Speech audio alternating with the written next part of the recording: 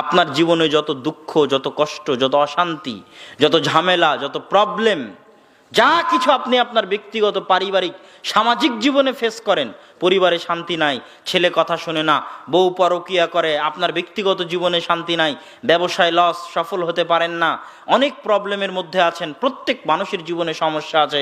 এই সমস্যা থাকার পিছনে দুইটা কারণ, হয় আল্লাহর পরীক্ষা, আর না হয় আপনার জীবনে বরকত নাই। হয় আল্লাহর পরীক্ষার, নয় আপনার জীবনে কি নাই, বরকত নাই।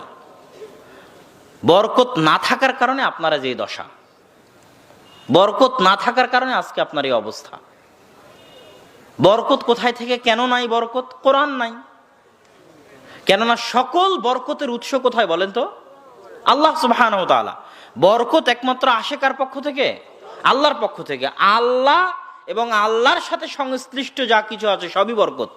আল্লাহর সাথে সংশ্লিষ্ট যেমন আল্লাহর নাম, আল্লাহর নাম এটা আল্লাহর জাত, আল্লাহর সত্তার সাথে সম্পৃক্ত, যে আল্লাহ সুবহানাহু ওয়া তাআলা, এই নামটা আল্লাহর নাম, এই নাম দিয়েও বরকত হাসিল করতে পারবেন আপনি। রাসূল সাল্লাল্লাহু আলাইহি ওয়াসাল্লাম বলেছেন, ইদা আকালা আহাদুকুম, যখন তোমাদের কেউ খায় কিন্তু আল্লাহর নাম স্মরণ করে না, আকালা মাআহু শয়তান, তার সাথে শয়তানও খায়।